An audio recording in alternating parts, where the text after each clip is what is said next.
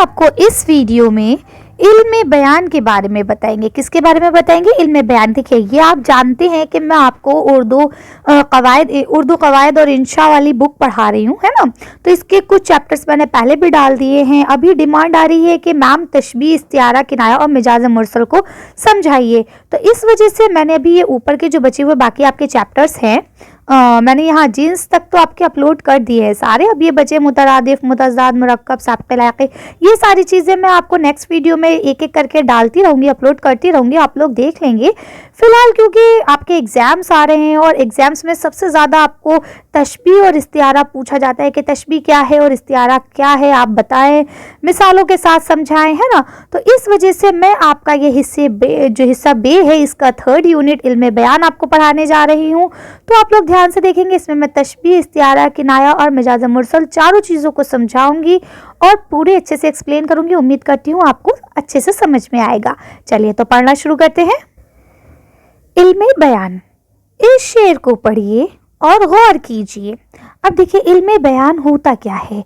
इल्म बयान के अंदर 4 मेन चीज़ें आती हैं, ठीक है, जो भी हमने ऊपर पढ़ा। क्या? तशबीह, इस्तिआरा, मिजाज मुरसल और किनाया, ठीक है। अब हम इन 4 चीज़ों को डिटेल से पढ़ेंगे। तो सबसे पहले ये जानते हैं कि इल्म बयान किसे कहा जाता है। तो उसको जानने के लिए पहले हमें इस शेर को पढ़ना है। इस शेर के हवाले से ही हमें समझाया जाएगा। तो लिखा है, गुलदस्ता मायने को नए ढंग से बांधूं, एक फूल का मजमून हो तो 100 रंग से बांधूं। यानी अगर एक फूल का मजमून हो तो उसे 100 रंग से मैं बांध सकता हूँ। यानी कहने का मतलब ये है कि अपनी बात में जोर पैदा करना, अपनी बात में दिलकश अंदाज को लाना, अपनी बात को पुरअसर बनाना, जिससे सुनने वाला 1 सेकंड में ही आपकी तरफ मुतासर हो जाए कि ये क्या बात हो रही है ना। जैसे कुछ चीज़ें होती हैं उसको हम बढ़ा चढ़ा के पेश करते हैं, जो कि आपने इंग्लिश में, हिंदी में पढ़ा होगा, अलंकार वगैरह, है ना। तो उसी चीज़ को हम ये इल्म बयान कहते हैं। तो चलिए देखते हैं कि यहाँ क्या कह रहे हैं। तो देखिए, लिखा है, किसी बात को दिलकश और पुरअसर अंदाज से कहने के बहुत से तरीक़े हो सकते हैं। यानी कि बहुत सारे तरीके हो सकते हैं अंदाज को अपनी बात को कहने के लिए। देखिए, यही चैप्टर, यही बुक मैं आपको पढ़ा रही हूँ, हो सकता है आपको समझ में ना आ रहा हो। यही चैप्टर, यही बुक कोई और पढ़ाएंगे, हो सकता है आपके समझ में आ जाए। या हो सकता है आपने बहुत सारी वीडियोस देखी हों और नहीं समझ में आ रहा है और मेरी वीडियो से आपके समझ में आ जाए। तो क्या है, अपनी बात को बयान करने का, अपनी बात को समझाने का सबका अलग अलग तरीका होता है ना। और सबके पास अपने अलग तरीके के अलावा बहुत सारे तरीके हैं, है ना ये बात। तो उसी चीज़ को कह रहे हैं। लेकिन जब हम बात करते हैं, अभी तो देखिए मैं एक लिखी हुई चीज़ को आपको एक्सप्लेन कर रही हूँ, क्योंकि हर चीज़ के लिए हमें उस्ताद की ज़रूरत पड़ती है। ऐसे अगर सबको समझ में आने लगे तो फिर क्या बात है ना। अब आपको नहीं समझ में आ रहा होगा, इसलिए मैं आपको एक्सप्लेन कर रही हूँ। लेकिन जब मुझे कोई अपनी ही बात आपसे कहनी हो तो उसके भी अलग अलग तरीके हो सकते हैं, है ना। आपके स्कूल में बच्चे होंगे, कुछ बच्चे 1 सेकंड में मैम से पूछ के जा सकते हैं कि मैम हम पानी पीने जा रहे हैं, और वही कोई दूसरा बच्चा होगा वो पूछेगा तो उसके डांट भी पड़ सकती है। क्यों? क्योंकि आपके बात करने का, आपके पूछने का, आपके कहने का तरीका अलग अलग है, डिफरेंट है सबका, है ना। तो यही चीज़ है। तो देखिए, यहाँ आगे तारीफ बयान करते हैं इल्म बयान की। अब अगर आपको ये पूछा जाए कि इल्म बयान की तारीफ बयान कीजिए, तो आप ये वाली तारीफ लिख सकते हैं, वो इल्म जिसके ज़रिए हम किसी बात, कलाम को दिलकश, यानी बात या कलाम, है ना, ऐसे करके स्लैश लग गया, दिलकश और पुरअसर बनाते हैं, इल्म बयान कहलाता है, ठीक है। तो जिससे हमारी वो लफ्ज़ या वो अल्फाज या वो चीज़ जिससे हम अपनी बात को पुरअसर बनाए, दिलकश बनाए, कि लोग फ़ौरन हमारी तरफ मुतवज्जो हो जाए कि ये क्या कहने जा रहा है, ठीक है, उसको हम इल्म बयान कहते हैं। अब देखिए यहाँ क्या लिखा है सॉरी, ज़बान और बयान पर कुदरत हो तो कहने वाला एक ही ख्याल को नित नए अंदाज से अदा कर सकता है। यानी अगर आपको ज़बान और बयान पर कुदरत है, कुदरत माने की कमाल हासिल है ना, तो आप उसको अलग अलग स्टाइल में पेश कर सकते हैं। अब अगर आप रट्टू तोते हैं, आपको जो लाइन बता दी गई तो फिर आप वही चीज़ लिखेंगे। एग्जाम्पल के तौर पर अभी मैं आपको तशबीह समझाऊंगी। अगर आपको तशबीह समझ में आ जाती है तो आप और बहुत सारे हैं, मिर्ज़ा गालिब के या इकबाल के या किसी के भी अशारा आप कोट कर सकते हैं। लेकिन अगर आपके ये चीज़ समझ में नहीं आएगी तो आप क्या करेंगे, आप फिर वही मीर का एक शेर जो बचा है, नाजुकी उनके लब की क्या कही है, पंखुड़ी एक गुलाब की सी, आप वही कोट करके आ जाएंगे, है ना। तो वही चीज़ है कि जब आपको समझ में आने लगता है कि बात क्या हो रही है, तो आप उसको अलग अलग अंदाज से पेश कर सकते हैं, इस खूबी से कि उसमें दिलकश और पुरअसर भी हो, यानी कि वो उसमें दिलकशी भी पैदा हो जाए और उसमें असर भी पैदा हो जाए, है ना। और इसी के साथ साथ इजाज़ और इख्तिसार भी रहे, यानी कि छोटा भी रहे, बात भी पूरी हो जाए और छोटी भी रहे, ठीक है ना। अब देखिए यहाँ मीर अनीस की बात हो रही है। मीर अनीस बहुत बड़े मरसिया गो शायर हैं, ठीक है। ये मरसिए कहते हैं, इन्होंने गज़ल या मसनवी या इस तरह से बहुत कम ही कहे हैं। मोस्टली इनका जो ये फेमस हुए वो मरसिए की वजह से हुए हैं, ठीक है। मीर अनीस का ये बंद पढ़िए और इसके ज़रिए इल्म बयान के मफ़हूम को समझने की कोशिश कीजिए। तो अब देखिए ये आपका मीर अनीस का बंद है, ठीक है। इस बंद को हम मुसद्दस कहेंगे, क्यों? क्योंकि इसमें 6 मिसरे हैं, है ना। 6 मिसरों का जो बंद होता है उसे हम क्या कहते हैं? मुसद्दस कहते हैं। तो देखिए यहाँ क्या शेर लिखा है। तारीफ में चश्मे को समंदर से मिला दूं, यानी अगर मैं एक चश्मे की तारीफ करने खड़ा हूँ तो मैं उसकी इतनी तारीफ कर सकता हूँ कि वो चश्मा कम समंदर ज़्यादा लगने लगेगा। चश्मा किसे कहा जाता है? ज़मीन का वो छोटा सा हिस्सा या बड़ा भी हो सकता है जिससे पानी फूट के निकले, है ना। तो और समंदर तो पूरा पानी है। अब देखिए इतनी छोटी सी चीज़ को इतना बड़ा मैं कर सकता हूँ। अगर मैं बात करने पे आऊँ, कतरे को जो दूं आब तो गौहर से मिला दूं। अगर एक छोटा सा ड्रॉप है ना पानी का, तो उसकी मैं इतनी तारीफ कर सकता हूँ कि उस ड्रॉप को मैं मोती के बराबर, गौहर माने क्या होता है? मोती, है ना, उस मोती के बराबर बता सकता हूँ। जर्रे की चमक महर मुनव्वर से मिला दूं, ठीक है। अब अगर एक जर्रा है ना, जर्रे में तो कोई चमक भी नहीं होती है, लेकिन अगर मैं तारीफ करने पे आ जाऊं तो उस जर्रा जो इतना डॉट है ना, बिल्कुल जरा सा, उसको भी इतनी तारीफ कर सकता हूं कि महर मुनव्वर हो जाएगा, यानी बिल्कुल रोशन हो जाएगा। अब आगे क्या लिखते हैं। खारों को नजाकत में गुले तर से मिला दूं। अब खार किसे कहा जाता है? कांटों को, है ना।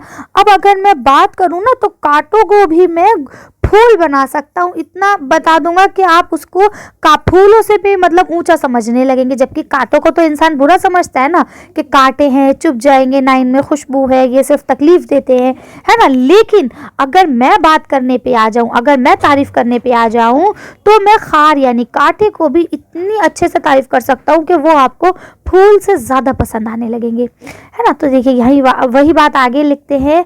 गुलदस्ताए मायने को नए ढंग से बांधूं, एक फूल का मजमून हो तो 100 रंग से बांधूं, ठीक है ना। तो यही बात यहाँ आगे अब देखिए यहाँ क्या कहते हैं कि एक रंग का मजमून 100 रंग से बांधना यही इल्म बयान है, यानी एक ख्याल को किसी एक ख्याल को पेश करने के लिए मुख्तलिफ तरीके हो सकते हैं, जैसे कि अब तशबीह, इस्तिआरा, किनाया और मिजाज मुरसल। तो अब हम इन लोगों को, इन सबको चारों को जानेंगे। ये अज़ाए नस्र और शेर दोनों में पाए जाते हैं, यानी कि ये जो अज्जा है, ये जो जुज हैं, ये छोटी छोटी चीज़ें जो हैं, तशबीह, इस्तिआरा, किनाया, मिजाज मुरसल, ऐसा नहीं है कि ये सिर्फ शायरी में आपको मिलेंगे, ये आपको नस्र में भी मिलते हैं। तो अब हम लोग सबसे पहले पढ़ते हैं तशबीह के बारे में कि तशबीह क्या है। तो देखिए यहाँ आपको मीर का ये शेर दिया गया है। मीर तकी मीर का ये शेर पढ़िए। नाजुकी उनके लब की क्या कहिए, पंखड़ी एक गुलाब की सी है। ये शेर इनका बहुत फेमस है और यही जब भी बच्चों को समझाया जाता है तशबीह क्या है तो इसी शेर के ज़रिए समझाया जाता है। तो मैं भी आपको इसी शेर के ज़रिए समझाती हूँ। तो चलिए पढ़ते हैं। तो यहाँ लिखा है, इस शेर में लब यानी होठों को गुलाब की पंखड़ी के मानिंद बताया गया है। मानिंद का मतलब क्या होता है? बराबर, है ना। तो यानी यहाँ पे क्या कहते हैं, नाजुकी उनके लब की क्या कहिए, यानी कि जो हमारा महबूब है उनके लब की, लब माने होठ, है ना, होठ की नाजुकी कैसी है, जैसे एक गुलाब की पंखड़ी हो। यानी इतने नाजुक है, जैसे आप गुलाब की पंखड़ी को अगर कस के दबा देते हैं तो वो खराब हो जाता है ना, कितना नाजुक है वो। तो इस तरह से उन्होंने अब महबूब के जो होंठ है उनकी तारीफ किसके बराबर करी? गुलाब की पंखड़ी जैसी, ठीक। तो देखिए यहाँ क्या लिखा है, किसी एक चीज को किसी दूसरे चीज के मानिंद बताना तशबीह कहलाता है। मानिंद यानी बराबर। अब देखिए जब हम किसी दो चीज़ों को बराबर बताते हैं तो उसमें उन मतलब दोनों चीज़ों में कुछ सिमिलैरिटीज़ होनी चाहिए, यानी कुछ एक जैसी चीज़ें होना चाहिए, ठीक है। चाहे वो उनकी विशेषताएं हों, चाहे वो उनको देखने में हो, है ना। जब तक उनमें सिमिलैरिटीज़ नहीं होंगी, जब तक उनमें कोई एक जैसी चीज़ नहीं होगी, तब तक कि हम किसी को किसी के बराबर नहीं बता सकते। एग्जाम्पल के तौर पे मैं कहूँ कि वो बच्चा तो बिल्कुल शेर है ना, या वो शेर जैसा बहादुर है, तो क्यों है, मैंने उसे उस बच्चे को शेर के बराबर क्यों कहा, क्योंकि वो बहादुर है, शेर भी बहादुर होता है ना। इसी तरह से जब भी हम तशबीह का इस्तेमाल करते हैं तो हमें इस चीज़ का ख्याल रखना होता है कि उन दोनों चीज़ों में जिसको हम जिससे तशबीह दे रहे हैं या दी जा रही है उनमें कुछ ना कुछ सिमिलैरिटी ज़रूर होंगी, ठीक है। उन दोनों चीज़ों में किसी न किसी तरह की मुशाबत होना बहुत ज़रूरी है, ठीक है। मुशाबत का मतलब क्या होता है, सिमिलैरिटीज़। तो अब देखिए तशबीह के जो है वो 4 जुज़ होते हैं, ठीक। पहला क्या जुज़ है उसका, मुशब्बा। तो मुशब्बा या मुशब्बे, इसका क्या मतलब है, जिस चीज़ की तशबीह दी जाए, जैसे कि यहाँ पे होठों की तशबीह दी गई है तो इस शेर में मुशब्बा क्या होगा, मुशब्बा। तो इसमें मुशब्बा हम किसे कहेंगे, होठों को कहेंगे, है ना। लब को गुलाब की पंखड़ी से तशबीह दी गई है, इसे मुशब्बा कहेंगे, यानी इसमें जो लब है वो मुशब्बा है। आगे क्या होता है, मुशब्बा बे, तो वो किसे कहा जाता है, जिस चीज़ से तशबीह दी जाती है। जैसे यहाँ किससे, होठों को तशबीह दी गई है, लेकिन किससे दी गई है, गुलाब की पंखड़ी से, तो इसलिए यहाँ पे मुशब्बा बे क्या हुआ, गुलाब की पंखड़ी, ठीक है। उसके बाद आता है वजह या गर्ज तशबीह, यानी वो वजह या वो गर्ज जिसकी वजह से तशबीह दी गई है। जैसा कि अभी मैंने बताया कि दोनों में सिमिलैरिटी है, या क्या चीज़ है जिसकी वजह से हमने तशबीह दी। तो देखिए एक शय को यानी एक चीज़ को जब हमें दूसरी शय यानी दूसरी चीज़ से तशबीह देनी होती है तो हमें ये याद रखना होता है देने की कोई वजह या गर्ज ज़रूर होती है। जैसे यहाँ पे नाजुक, सुर्ख लब है ना, तो नाजुक है, सुर्ख है, इसीलिए उसे गुलाब की पंखड़ी के बराबर बताया गया है। और एक चीज़ और, आप जब देखेंगे ना तो गुलाब जो लब है उनका शेप भी यही होता है और गुलाब की जो पंखड़ी है उसका शेप भी आपको यही मिलेगा, और कलर भी दोनों के गुलाबी हैं, है ना, और दोनों नाजुक हैं। तो अब 3 चीज़ें हो गई ना दोनों में सिमिलर, इसीलिए हमने क्या करा कि उसको गुलाब के फूल से तशबीह दे दी, ठीक है। इसलिए कहा जा सकता है कि गुलाब की पंखुड़ी नाजुक और सुर्ख होती है। इन दोनों में नज़ाकत यानी कि जो नाजुकी है और जो सुर्ख यानी लाल रंग है, यही इसकी वजह तशबीह या वजह शबह है, ठीक है। तो आप कर सकते हैं आसानी से। लास्ट जो आता है वो है हुर्फ तशबीह। हुर्फ तशबीह का मतलब होता है वो हुर्फ जिससे तशबीह दी गई हो। जैसे हमने यहाँ पे किस वर्ड का इस्तेमाल करा, सी का इस्तेमाल करा। नाजुकी उनके लब की क्या कही है, पंखुड़ी एक गुलाब की सी है ना। तो देखिए यहाँ क्या लिखा है, वो लफ्ज जो तशबीह जाहिर करे, जिससे हमें पता चले कि ये तशबीह दी गई है।